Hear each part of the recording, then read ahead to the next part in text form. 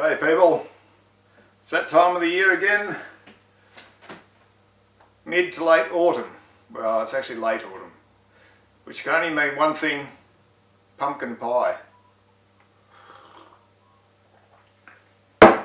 Now, I've been making pumpkin pies for years, but in preparation for this video I watched some other videos, and so I'm going to try a few things this time that I haven't tried before. First thing I'm going to try is baking the pumpkin in the oven. Now this is a pumpkin I grew myself.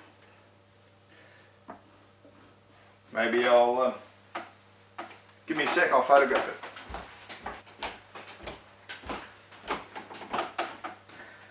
Alright, let's photograph it. Let's do it.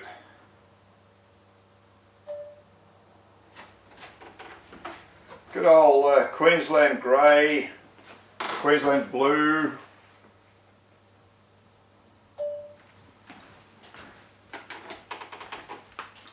Grew it myself in the garden. I grew probably 4 or 5 pumpkins. Anyway, so got this idea from Jamie Oliver. If you want to, you can watch Jamie Oliver cooking his pumpkin pie. But one thing he did was to bake the pumpkin in the oven for an hour and a half to 2 hours. So I'm going to try that. I'm going to bake it in the oven.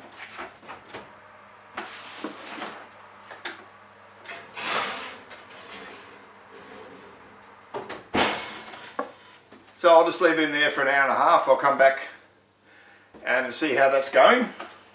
The other thing I'm going to try is I'm going to try some chocolate in it, and I'm going to put I normally put a lemon, but in this case I'm going to put an orange. So they're the changes I'm going to make. Anyway, I'll come back when the pumpkin's done.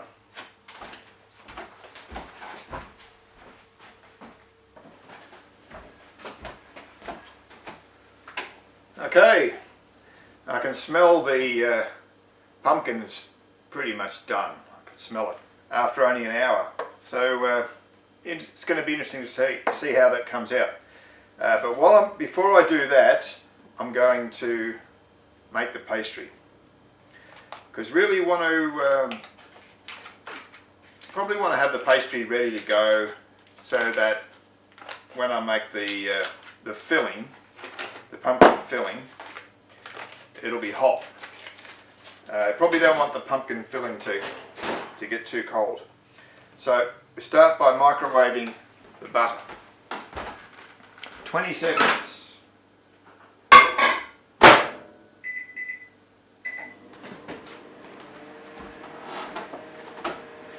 Now if you watched my rhubarb and apple pie video, which I recommend you watch, where I made the pastry, short crust pastry. And I mentioned that the critical thing with pastry, if you haven't had success with pastry, just a minute.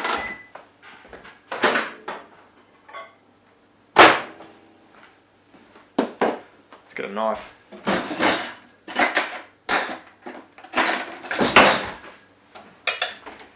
The critical thing with pastry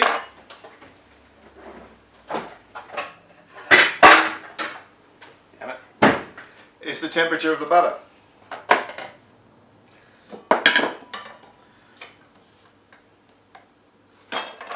If the butter's too cold, the pastry won't come together. And if the butter's too hot, the pastry won't have any strength and it'll just fall apart. So it's very important to get the right temperature. Critically important to get the right temperature. Now this is not a short crust pastry, this is a biscuit pastry. And the biscuit pastry is quite different. It hasn't got as much butter, and it's got more sugar. So it's very, it makes a stronger, it's got less fat, it makes a stronger pastry. Harder pastry, so harder.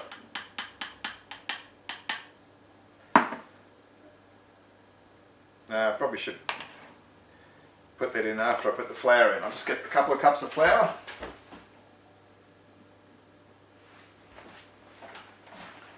One.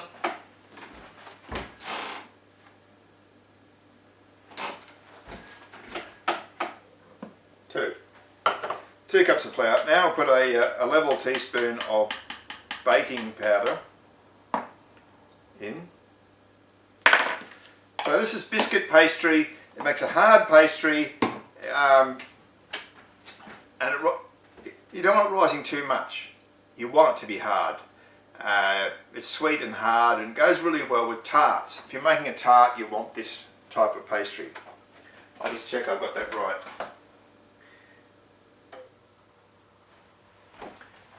Yes. So this is quite different to the shortbread. The short crust pastry.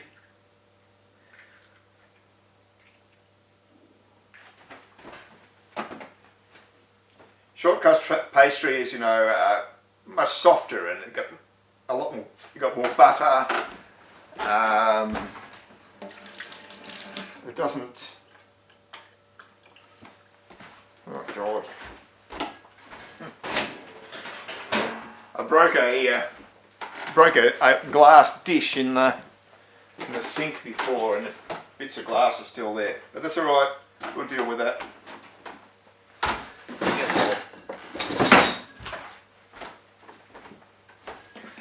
So I've got 2 cups of flour. Just beat some eggs. Then we need a fair bit of sugar, so we want 3/4 of a cup of caster sugar. That's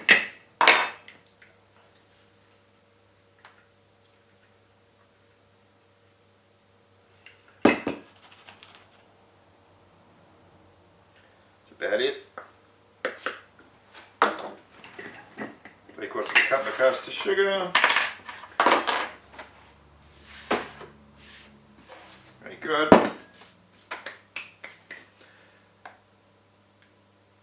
Can put the scales away for the moment.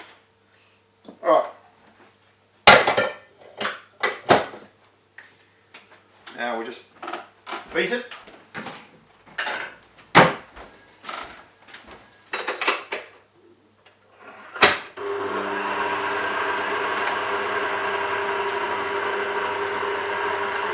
It's the dry ingredients, so I'll drop in the egg.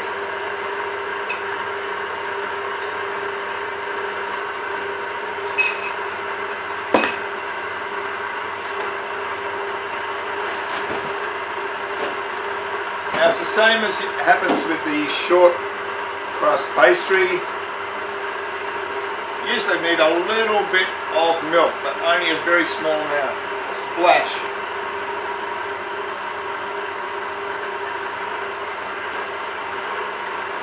Put too much milk in, pastry will be too soft and will never work.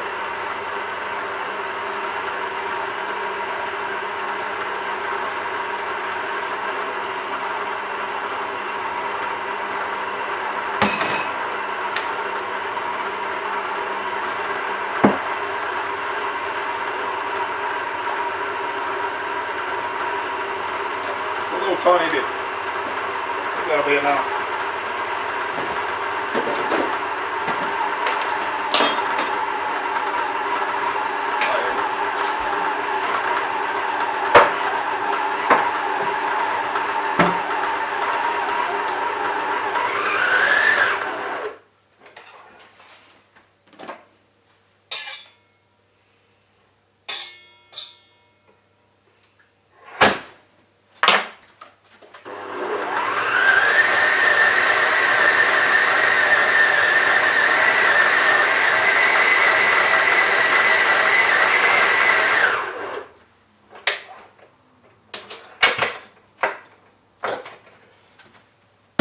Great stuff. Cambridge chef. Very good.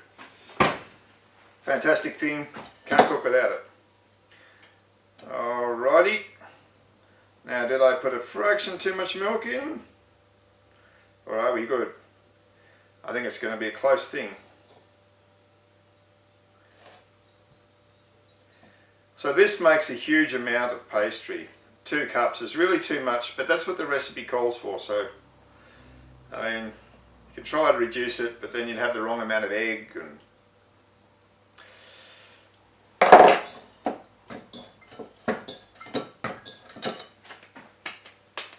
look at that. Honestly, people, making pastry is pretty easy, really. Easy and quick. Like, how long did that take? Not very long. Not very long. So, we don't want too much.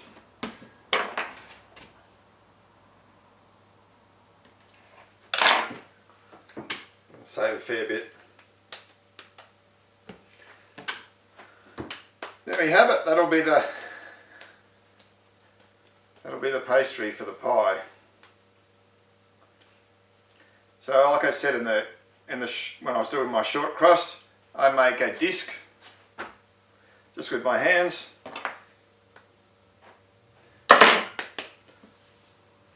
Then I'll go and I'll just get some flour, dredge the flour a bit over the workbench, and then I'll dredge the entire dough.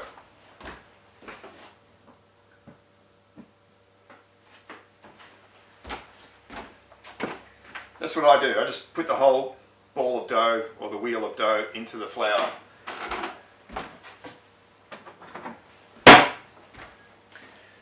Now we get our rolling pin and roll it out. Yeah, that's going to be way too much. I'm going to have to make biscuits or something with the leftovers. It's going to be way too much.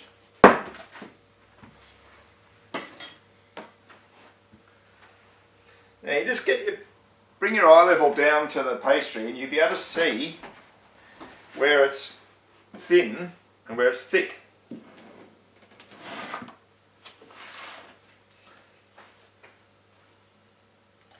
No worries. Good as gold. Look at that. So, more pastry than we need. That's fine. Better to have too much than not enough. And the pumpkin pie doesn't have a top. You don't put a top on pumpkin pie, so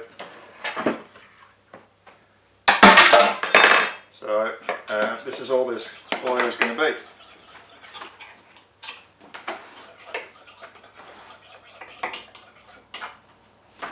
Now just run around with your knife, cut away the excess.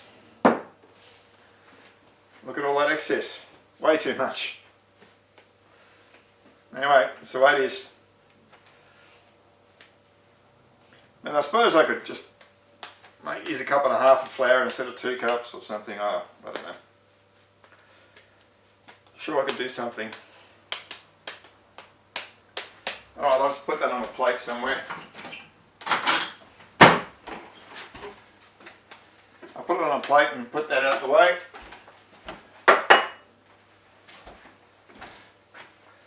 Right, we're done with this.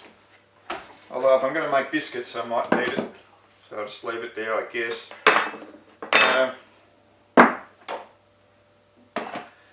Alright, let's clean the bench and it'll be time to operate on the pumpkin. The pumpkin, the star of the show. We hope the star of the show.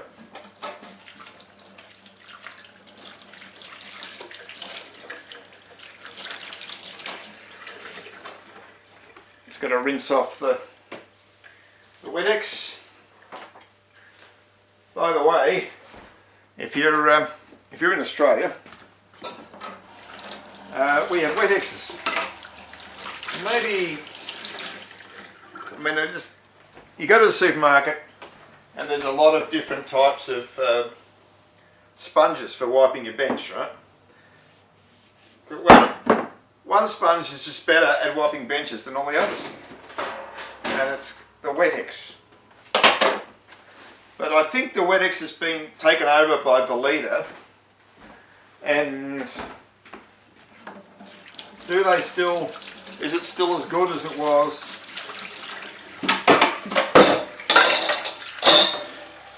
I don't know. I don't know, but I can tell you, if you want to wipe a bench, Wet-X was the best way to do it. Proper Wet-X, not the pretend one. Like the fake ones are just no good.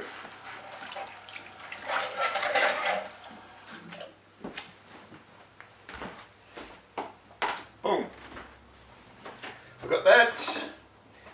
Now, we're going to, do we need to make this secure?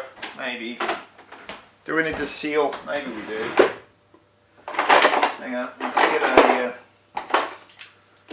going to find my pastry brush.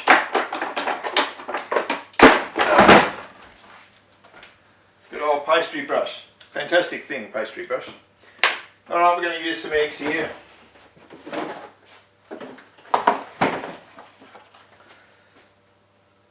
We're going to use some eggs. We can maybe do it later. Maybe we can get away with it.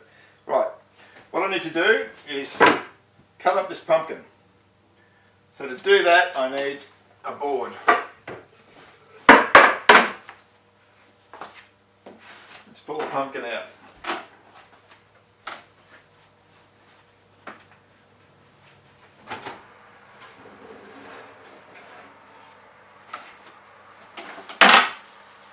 Oh, look at that.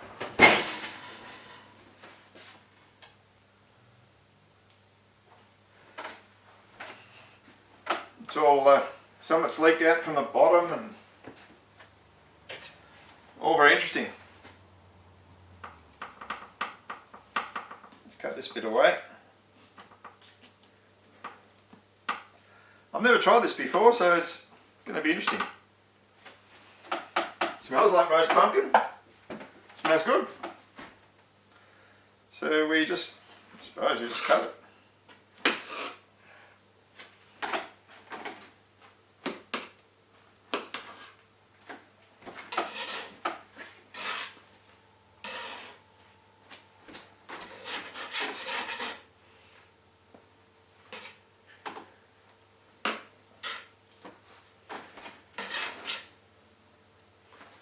Right, might just get a photo of this pumpkin, just dry roasted in the oven. Great idea. Thank you, Jamie Oliver, for that idea.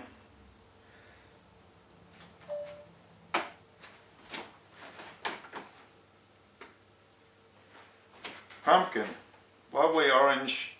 Whoops, steaming up the lens.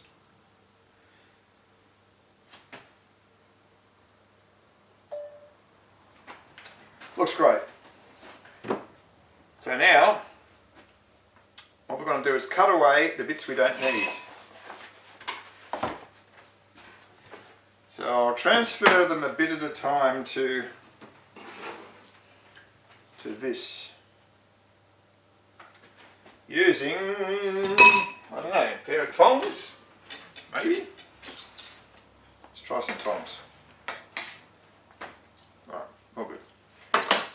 Yes, soft as you like. You know how difficult it is to deal with pumpkin when it's hard. You know, raw pumpkin's hard. It's very tough to deal with. Now this is soft as you like. Really melting soft.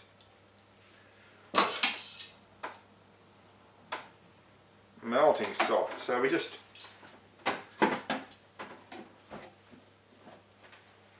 scoop out the middle, scoop out the pulp and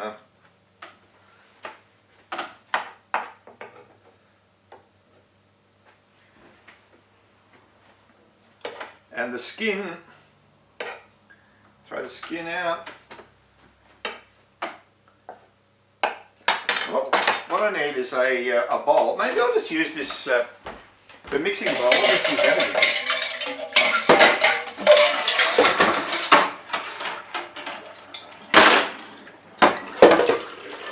No worries.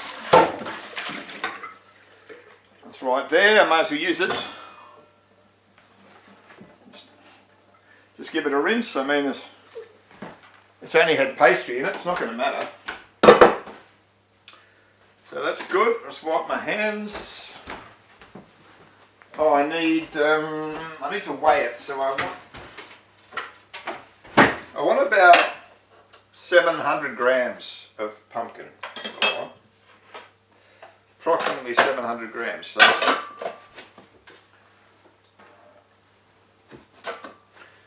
let's get started with it. We'll just tear that. Interesting. So the top of the pumpkin is harder than the bottom. I guess the fluid from it probably ran into the bottom, which is why the bottom's softer. So maybe if you're doing this and you want to get it all over,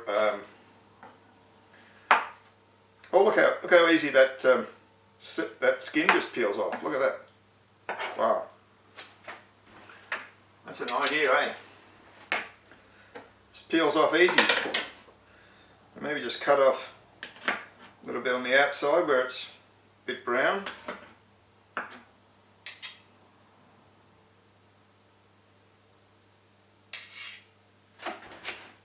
Okay, like that.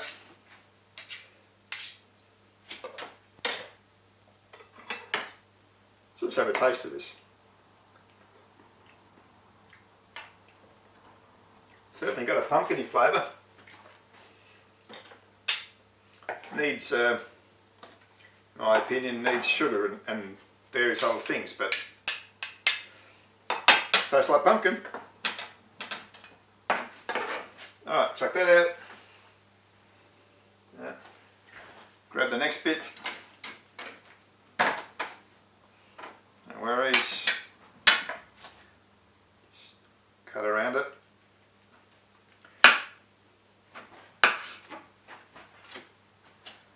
And I'll cut around that bit. Oh, look at that.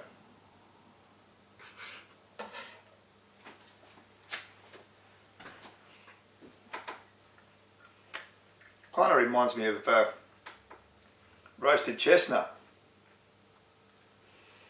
The way the pulp separates from the flesh separates from the skin on the outside, you know, a bit like that. Alright, throw out those seeds in the pulp.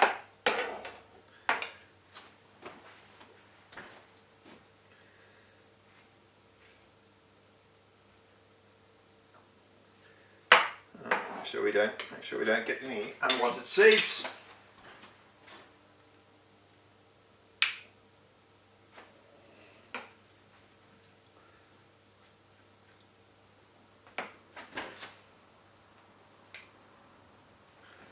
Cute. Cute the way it just comes off, eh? Cute. Alright, throw that out.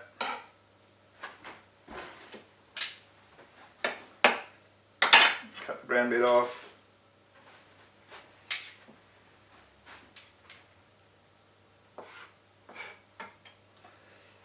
Don't worry about it too much.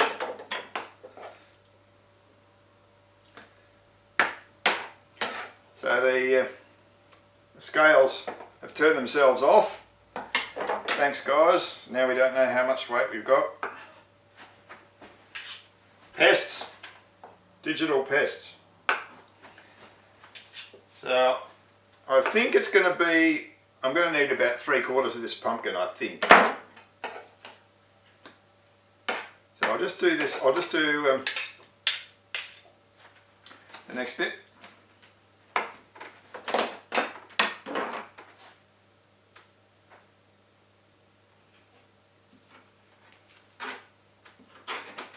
So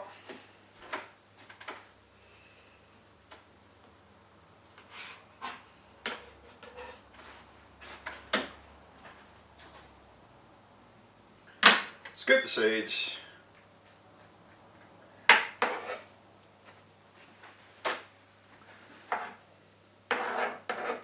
The seeds really do take up a lot of the pumpkin. And we just scrape off the skin. It's amazing. Just becomes so soft compared to what it's like when it's raw, when it's hard as hard can be. Makes a big difference. The power of cooking makes hard things soft.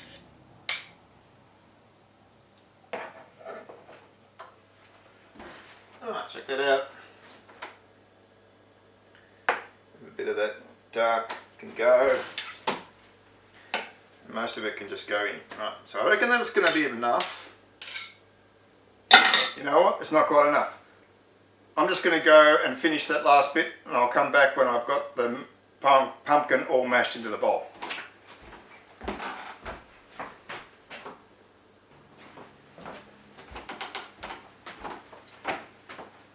Alrighty, ended up using the whole pumpkin to get enough flesh. So I've actually got more than I need. I've got 800 grams here. But that'll be okay. It'll be fine. Actually, I should start by mashing. I'll just mash this pumpkin. Easy as you like, no trouble, it's all nice and soft. Give it a bit of mash. And what I want to do is, because I'm going to use chocolate, I'm going to mash in some chocolate. But I think the pumpkin's cooled down too much. So I'm just going to transfer some of it into another bowl. And I'll microwave it.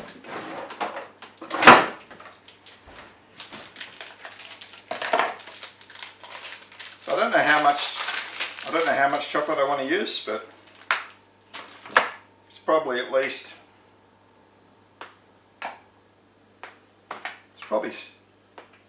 probably at least 6. Let's try 6.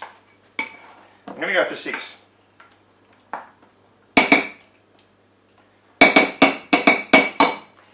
Now we could put the sugar in as well, I guess. We need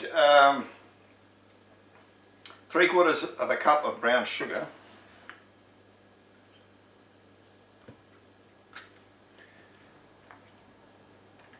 Three-quarters of a cup.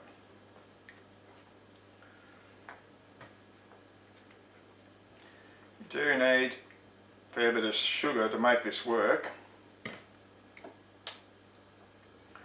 I suppose in the original days when there wasn't any sugar, like back in the 1700s or something, 1600s, there was no sugar, or the only sugar was what rich people could afford. They would have just made pumpkin pie without sugar. That's what they would have done. And I guess people weren't used to sugar, weren't used to eating sugar, so they didn't miss it. They didn't know what they were missing because they never had it. Oh wow, smell the chocolate.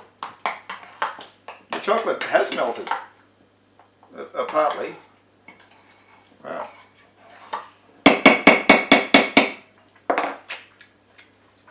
Must have been more residual heat in there than I thought. Anyway, I'm going to give it another minute.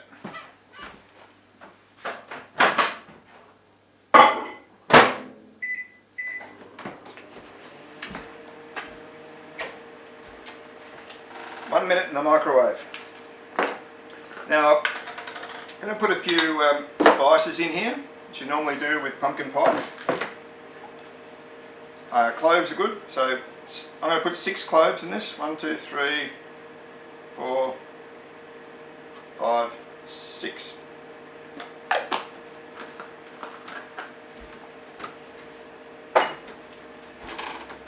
And of course a cinnamon stick.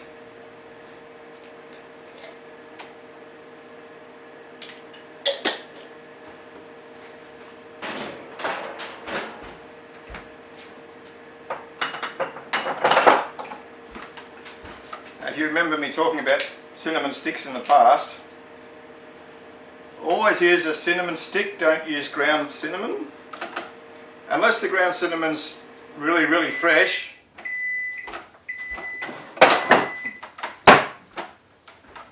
Don't use it. Of course, you know, if you buy ground cinnamon from a supermarket, there's no way it'll be fresh. Impossible. So, just buy. I can smell the cinnamon stick. The perfume that comes off it when you grind it, it's just magnificent. It's just fantastic. Beautiful. It's an absolute thing of beauty. But you'll never smell that with the ground stuff, pre-ground stuff. It's lost it, you know, it doesn't last. That beautiful smell will be gone in a day or so.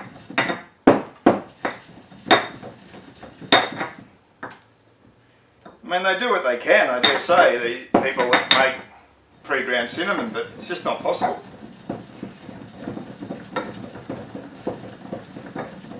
So grind the cinnamon, grind the cloves, very nice.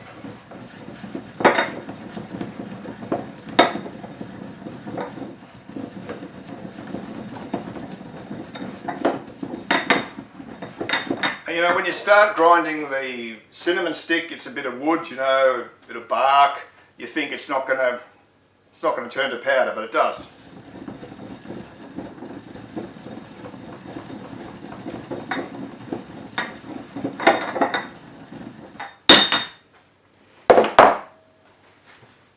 So I'll just show you how that turns to powder.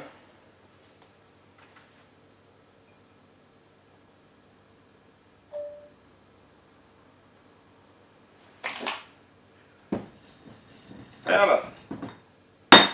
Boom, boom. Fantastic.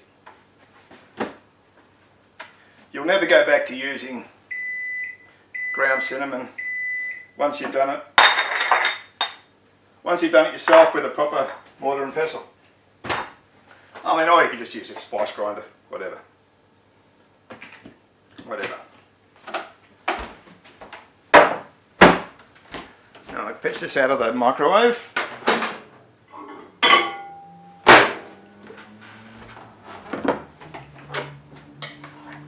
So this is the mix: chocolate and sugar. Chocolate and sugar and pumpkin.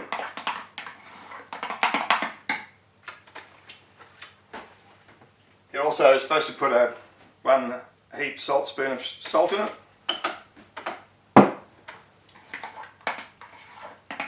God, I can smell the chocolate. Wow. What a fantastic thing chocolate is, eh? And we need to put some ground ginger. Now you could grind your own ginger or mince your own ginger if you want to. Don't need a lot, so just about half a teaspoon, I think.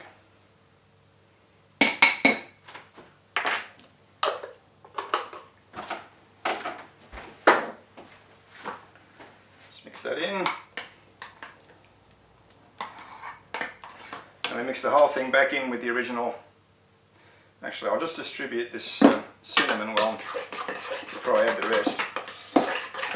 I mean, we want to get everything nicely mixed throughout everything, so we don't want to get a big clump.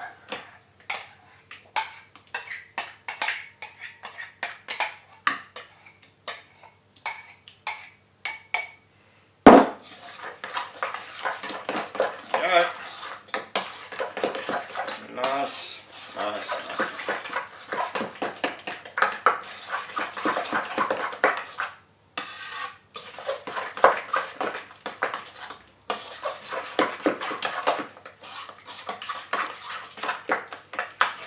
Yeah, you remember when I did the orange fish and chocolate pumpkin recipe, which you can find that elsewhere on the site.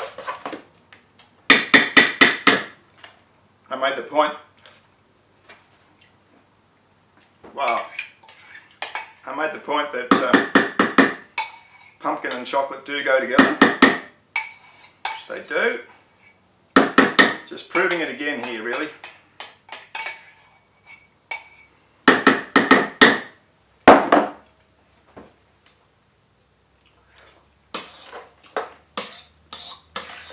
Tastes amazing. I like it. Now,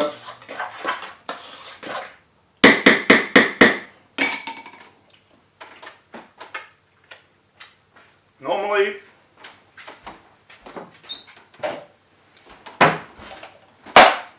I put in lemon zest and lemon juice, but in this occasion we're going to try it for the orange. Again, it was Jamie Oliver who, in his recipe, he said that orange and pumpkin are a marriage made in heaven, is what he said. So I'm going to try it out. I can imagine it would be true.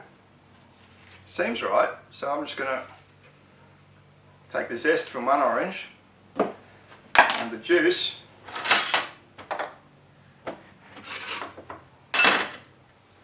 Take the juice.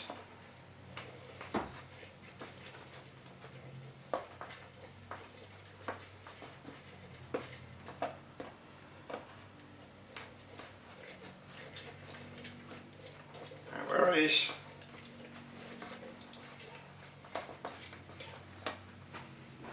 So pour it in. Should just give a nice little tang, orangey tang.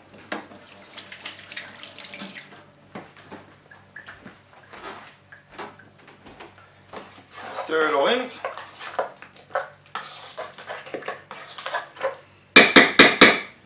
Then you add a cup of milk. When you make it, it's very sloppy, but it'll harden up when you cook it.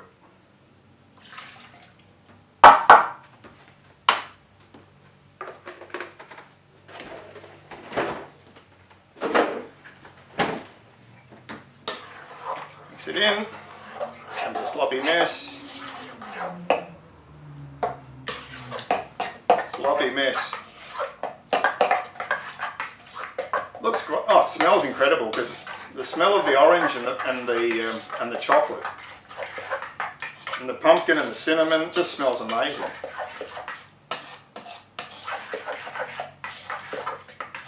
All right, looking good. Looking good. Yeah, I smell it all. Smell it all. It's fantastic.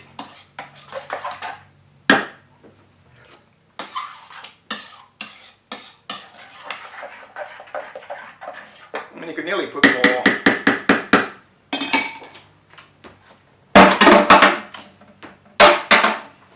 You could nearly put more sugar in if you're really keen. And I don't know how sugary you want it though, really. So I might just,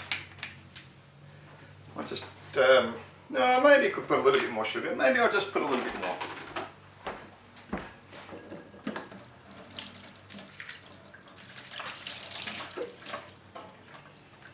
A little bit more sugar. So I just need a clean spoon. Clean spoon.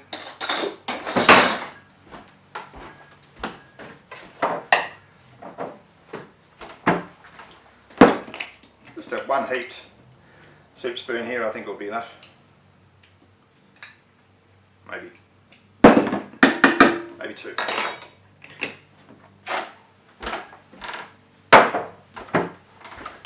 I was just thinking, you know, maybe because I put that chocolate in, need a bit more sugar to counteract the chocolate, because that's cooking chocolate's not sweet really,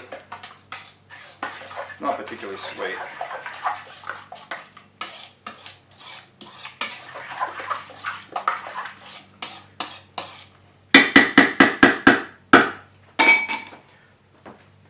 You know what I should be using? I never use it, but I'm gonna. This is, if there's ever a job for a whisk, this is it. Alright. Now, I'm going to add 2 beaten eggs. So let's beat some eggs. 1.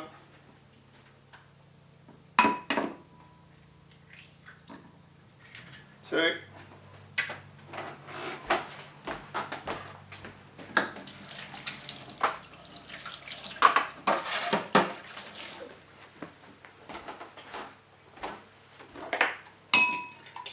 quite an eggy day, I think.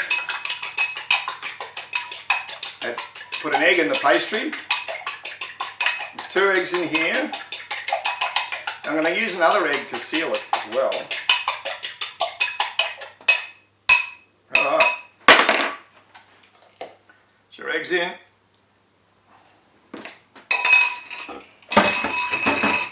Whisk it around.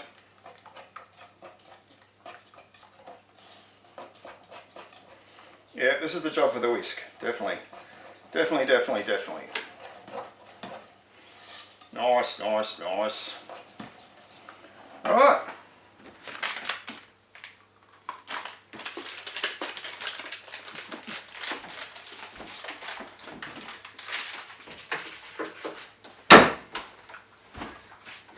No. One more egg.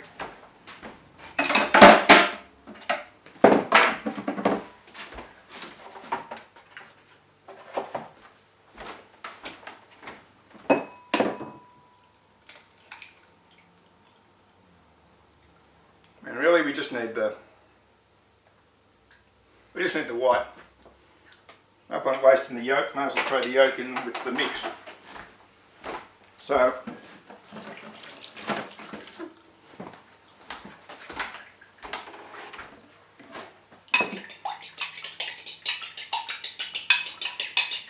just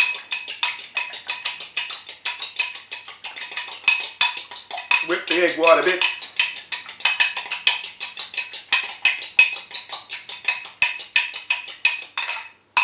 Like so. And paint away. Paint. Like I said before, the animal hair pastry brushes are better than the plastic ones. They've got more hairs, and the egg white sticks really well to the animal hairs, and it paints really well. It comes off onto the pastry. It's really good. Anyway, that's plenty. That's plenty. Just whisk in that yolk, the final yolk.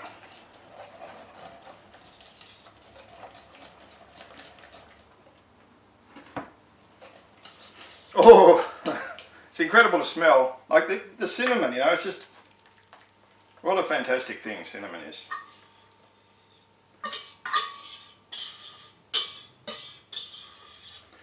Oh, that's too much. 800 grams was just a little bit too far, I think. But anyway, in it goes. Oh shit, bastard. Well, definitely was too much. Pest. Put it in, put it carefully.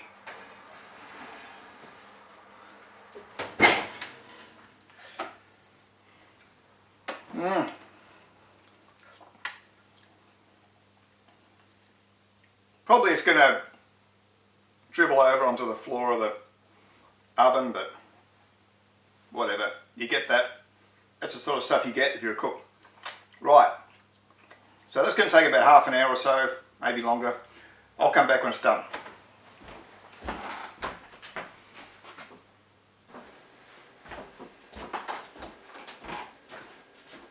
Alright, it's done, cooked. Let's take a photo. Now it took longer than I was expecting. What did I say, 20 minutes or something, or half an hour, but it was really more like 40 minutes. At 180 degrees, 40 minutes, and even then I think I might have given it another 5 because the centre wasn't properly cooked. You can tell if it's cooked. Here we go.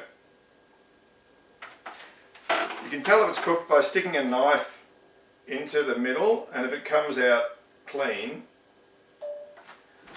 it's definitely cooked. If it comes out covered in goo, it's definitely not cooked. So that happened a few times, but it's right, we got there. And of course that wound from sticking the knife in, the pie is going to crack. But the pie's going to crack anyway, most likely. I mean, I did read or watch a thing where they say if you put too much egg whites in, it'll crack. But you know, so they say. Is it true? I don't know.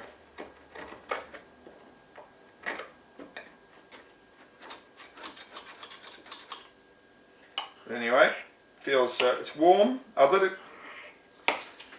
it cool down.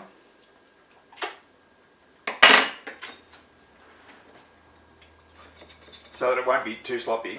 Hopefully I'll get a good slice out. We did manage to catch a little bit of pastry there. Which is usually what always happens with the first slice. The first slice you always catch some pastry. But after that you're laughing. The other slices you can see what you're doing and you can get in there much better and there'll be no problem. So I'll just take a photo.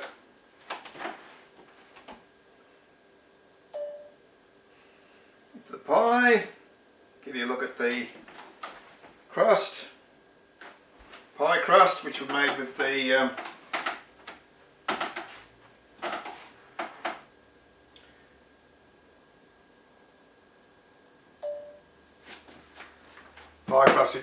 the biscuit pastry. So let's have a taste. Let's get into it.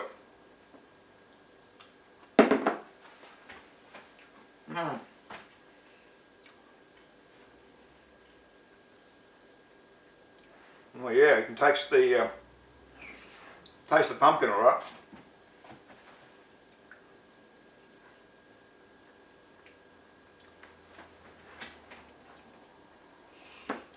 And what's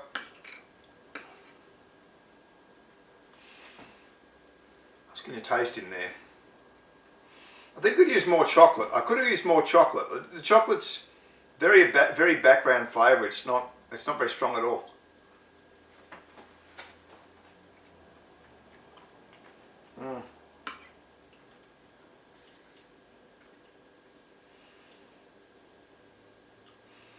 Is it the cinnamon? Is it the ginger?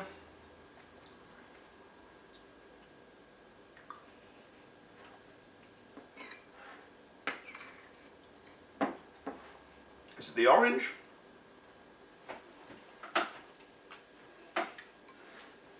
Not fully happy with it. I mean, normally when I do my taste test, it's normally fantastic, right? Which it is.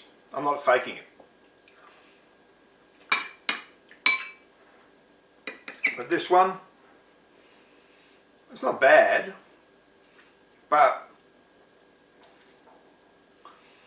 I don't know, something about it's just not right.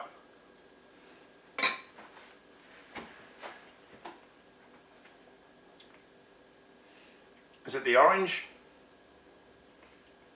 The orange seemed like a good idea. Jamie Oliver was backing the orange, but is it a good idea? Maybe the orange is too much like pumpkin, maybe.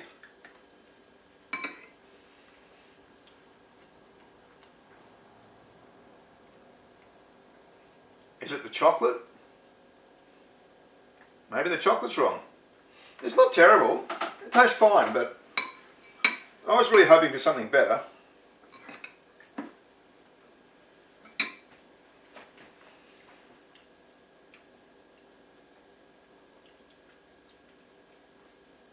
It's interesting. Maybe you could use more sugar.